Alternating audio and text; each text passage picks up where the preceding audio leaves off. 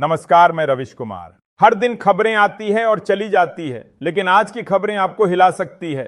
इसलिए वीडियो को लाइक करें, सब्सक्राइब करें और कमेंट्स में बताइए आप हमें कहां से देख रहे हैं।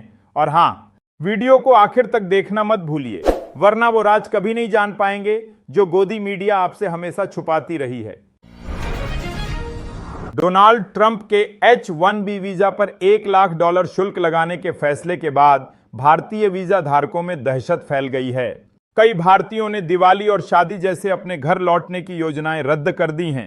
कंपनियां भी कर्मचारियों को अमेरिका में बने रहने और यात्रा न करने की सलाह दे रही हैं। प्रवासी भारतीयों में भ्रम और चिंता का माहौल है, क्योंकि प्रक्रिया और नियम स्पष्ट नहीं हैं। यह घोषणा भारतीय पेशेवरों की छुट्टियों और यात्रा योजनाओं पर बड़ा असर डाल रही है। कांग्रेस सांसद शशि थरूर ने चंडीगढ़ में पुराने दोस्तों से मुलाकात की। यह मुलाकात पूर्व आईबी प्रमुख नेहचल संधू के घर आयोजित सामाजिक भोज में हुई, जिसमें पूर्व मुख्यमंत्री कैप्टन अमरिंदर सिंह, पूर्व वित्त मंत्री मनप्रीत सिंह बादल और मणिपुर के पूर्व राज्यपाल वीपी मलिक भी शामिल थे। थरूर ने सोशल मीडिया पर फोटो साझा करते हुए लिखा कि ऐसे लोगों से मिलकर बहुत खुशी हुई जिन्होंने देश की सेवा की है। भोज के बाद उन्होंने चंडीगढ़ के डीजीपी से भी मुलाकात की और कार्यक्रम की कुछ तस्वीरें पोस्ट की। आईएमएफ के प्रमुख असदुद्दीन ओवैसी ने हाउडी मोदी और नमस्ते ट्रंप जैसे कार्यक्रमों के बाद अमेरिकी H-1B वीजा पर $1 लाख शुल्क बढ़ाने के फैसले को लेकर पीएम मोदी पर निशाना साधा। ओवैसी ने कहा कि यह केंद्र सरकार की विफलता है और भारत की रणनीतिक साझेदारी को अमेरिका महत्व नहीं देता। उन्होंने वीजा प्रणाली के लाभों और वैश्विक घटनाओं पर मोदी सरकार की नीति पर भी सवाल उठाए। साथ ही यह कहा कि यह मोदी के कार्यकाल में भारत के खोए हुए दशक को दर्शाता है। अभिनेता से नेता बने विजय ने पूर्व प्रधानमंत्री राजीव गांधी की हत्या के मास्टरमाइंड लिट्टे चीफ प्रभाकरण की तारीफ कर विवाद खड़ा कर दिया।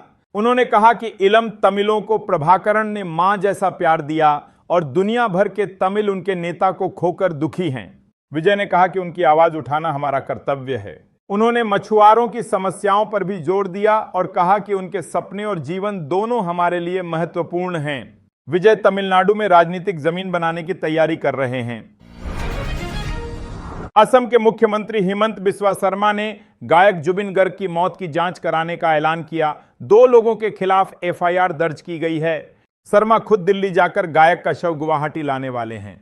उन्होंने बताया कि जुबिन गर्ग की मौत सिंगापुर में हुई थी और वहां की अधिकारियों से भी जानकारी ली जाएगी। मुख्यमंत्री ने कहा कि जांच निष्पक्ष होगी और जो भी गवाह बनेगा उसके लिए सभी व्यवस्थाएं की जाएंगी। यह मामला राज्य और देश में स्पष्ट होना चाहिए। प्रधानमंत्री नरेंद्र मोदी ने शिप बिल्डिंग क्षेत्र को मजबूत करने और समुद्री शक्ति बढ़ाने के लिए 3 बड़ी योजनाओं की घोषणा की है। इन पहलों में 70,000 करोड़ रुपए का निवेश होगा और लगभग 2 करोड़ रोजगार पैदा होंगे। मोदी ने कहा कि चिप हो या शिप, हमें भारत में ही उत्पादन करना होगा। गुजरात के भावनगर में समुद्र से समृद्धि कार्यक्रम के दौरान उन्होंने नौवहन क्षेत्र के सुधार, बंदरगाहों का आधुनिकीकरण और जहाज निर्माण कंपनियों को वित्तीय सहायता देने की योजनाओं की रूपरेखा साझा की। बिहार में विधानसभा चुनाव इस बार संभवतः 2 चरणों में होंगे। चुनाव आयोग अक्टूबर के पहले सप्ताह में तारीखों का ऐलान कर सकता है। एनडीए और इंडिया गठबंधन के बीच कड़ा मुकाबला होगा। नीतीश कुमार विकास और स्थिरता का संदेश देंगे, जबकि राहुल गांधी और तेजस्वी यादव बेरोजगारी, भ्रष्टाचार और वोट चोरी के मुद्दों को उठाएंगे। जातीय सर्वेक्षण ने पिछड़ा और अति पिछड़ा वर्ग 63% तक पहुंचाया है। केंद्र की राष्ट्रीय जाति जनगणना मंजूरी से भाजपा को ओबीसी और हिंदू वोट बैंक मजबूत करने का अवसर मिलेगा।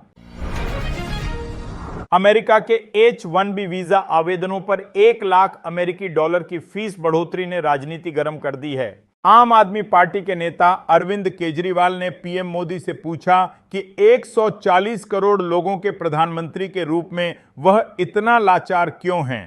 सरकार ने कहा कि अमेरिकी फैसले के निहितार्थों का अध्ययन सभी पक्षों द्वारा किया जा रहा है। विदेश मंत्रालय ने चेतावनी दी कि इससे मानवीय समस्याएं हो सकती हैं। भारत उम्मीद करता है कि अमेरिका उचित समाधान देगा और तकनीकी और आर्थिक सहयोग बना रहेगा। भारत निर्वाचन आयोग ने उत्तराखंड के 11 पंजीकृत अमान्यता प्राप्त राजनीतिक दलों की मान्यता रद्द कर दी है। इन दलों ने पिछले 6 वर्षों में लोकसभा या विधानसभा के किसी भी चुनाव में हिस्सा नहीं लिया था। इससे पहले 9 अगस्त को 6 दलों को डिलीट किया जा चुका था। अब तक कुल 17 दलों को सूची से बाहर किया जा चुका है। रद्द किए गए दलों में भारत कौमी दल, भारत परिवार पार्टी हरिद्वार, भारतीय मूल निवासी समाज पार्टी, गोरखा डेमोक्रेटिक फ्रंट और उत्तराखंड जनशक्ति पार्टी शामिल हैं।